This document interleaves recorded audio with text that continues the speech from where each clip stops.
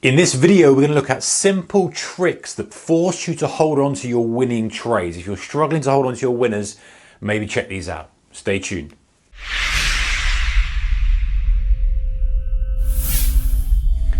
Hey traders and investors, a very warm welcome to you. Okay, so listen, we know that the real key to trading is we want to cut our losers, we want to run our winners. It sounds very, very simple. We hear every single person saying it, cut your losers, run your winners, but it's harder than it seems, right?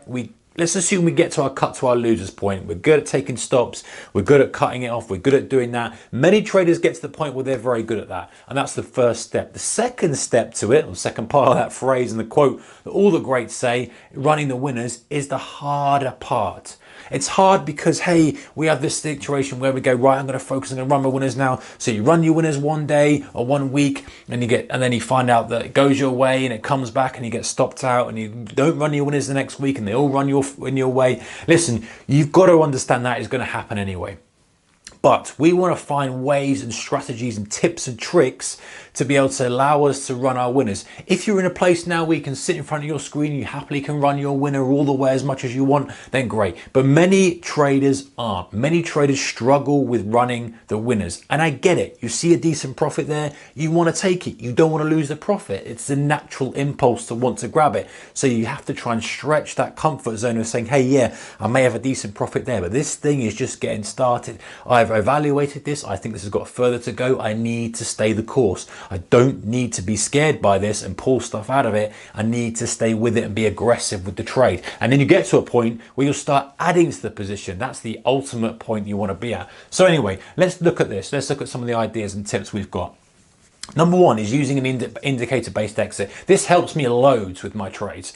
Holding my trades, I use an indicator-based exit. I'm not a massive indicator person, but I use them as filters and as an exit. It's a great way of doing it. One example might be, hey, I'm long in a position, you're long in a position and you've got it and it's in the cruise and it's working very, very well. Your stop's way away, your entry's way, it's doing very nicely. You may say, you know what, I am gonna hold this until we go into overbought territory on an RSI, for an example. I'll give another one in a second, and then we come back down over the overbought line. So the overbought line, or whatever it's 70 set at, or whatever you got it set at. The point is, what it does is it stops you from watching price. It stops you from being involved in price. You can say, hey, listen, I am going to wait until or we just get overbought. That's fine. As soon as we step into overbought territory and that tag 70 or 80, whatever you've got it set at, you're out. You can do that. Or you say, hey, I want to wait until it curls back down into neutral territory after overbought. However, it doesn't really matter how you frame it. The point is it takes your focus away from price and purely on to that indicator. You know that's what it's going to do, and you don't know where price is going to be when it goes overbought. You know, if it chugs steadily, it may well, chug on way further than you expected.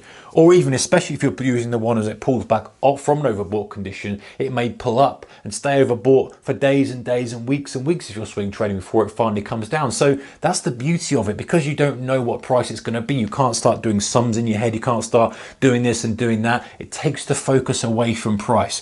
You could do the same thing with, a Bollinger Band. You could do the same thing with the tick index. If you're day trading the tick index and you can say, hey, I want to see 1,000 extreme readings come out of it, whatever it may be. The point is, again, taking the focus away from the P&L and the price. Okay, number two, scale out of the trade.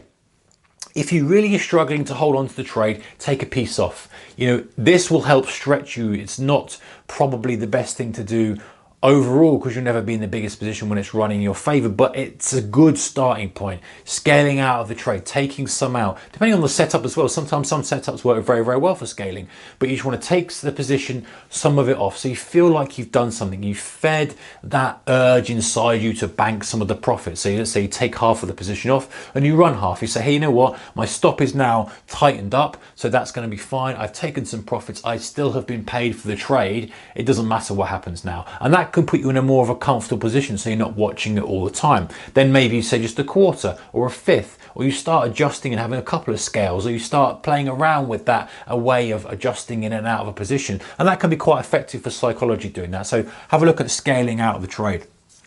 All right, number 3, this is an interesting trick, giving responsibility to somebody else. I know someone who did this. He was very good at getting in the trade, but he was very bad at taking profits. He would just snatch at profits. So he had his significant partner, significant other, or his partner, his wife, his girlfriend, can't remember what it was at the time, and he would say, hey, you know what, you know how to do this. I don't want you to exit this until this is here. And so he would give her access to the account. He'd say, hey, just do it when that, and then he'd carry on looking for other trades and setups. And so she would never deviate from that, because she just said, listen, as soon as it gets there, that's what I'm going to do, or tell me if it pulls back from me. You know, they give some instructions.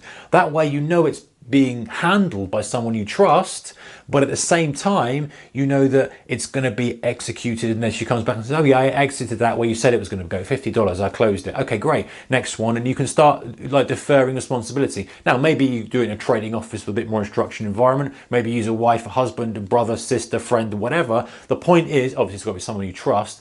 The point is with this, and maybe you don't do it this way, but the point is you're just giving responsibility that side to someone else so that you can not think about it. All these guys are all ways that you're just trying not to focus on it, because if you're focusing on the exit so much, your just desire to take the profit is always there. So it's just little ways and tips and hacks and methods of doing this. And if you can give it to someone else, a business partner, or as I can say, a partner, a relationship, and you say, hey, listen, these are the instructions, you know what to do. Obviously get them on a demo so they know what they're doing first. Don't just start giving them 100 grand's worth of stuff to manage.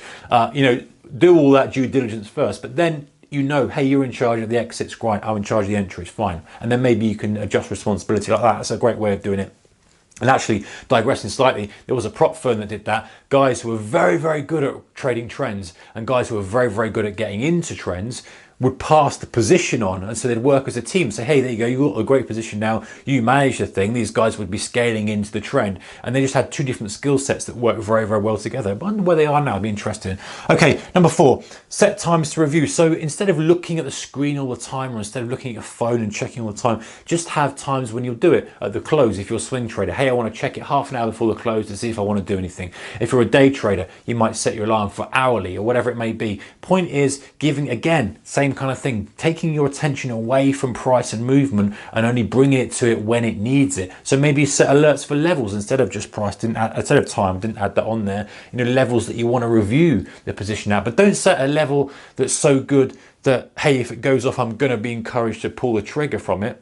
Because that's what you're trying to avoid. You're trying to avoid, hey, I've got so much money, I want to take it. You want to objectively review the trade and say, hey, yeah, it's come a nice long way, but boy, this thing's just setting up. It's just getting rolling. It looks great. If I'll be long this all day long if I was looking at this chart, and I'm already long from down here, so I need to hold this thing. All right, the other thing is go offline. So I think we've mentioned this before in other videos, strategies, going away from the screen. Turn the screen off and go away. Turn your phone off or delete the app, whatever you tempted to check, go and do something else, go and, whether it's leisure or work or whatever. The point is, you know, not allowing yourself to get involved in it. Sure, put your risk management stops in, put everything you need to do in so that you know you're protected so you can feel comfortable, but reducing the urge to keep checking what it is on the phone or to look on the computer, whatever. Just do something to get yourself offline. Because as Jesse Livermore said, and as many traders say, it's the sitting on the hands that makes the money, not the actual trading. And that refers to 1, sitting on the hands for not doing anything with nothing going on, and 2, sitting on your hands when you're in a great position, a great trade, you're making money, the market's paying you, and you're extracting as much profit as you can from it. That's where the real juice lies. All right, guys, some simple tricks and strategies to force you to hold on to your trades longer. Let me know yours in the comment section below, and I'll see you in the next video. Take care. Bye-bye.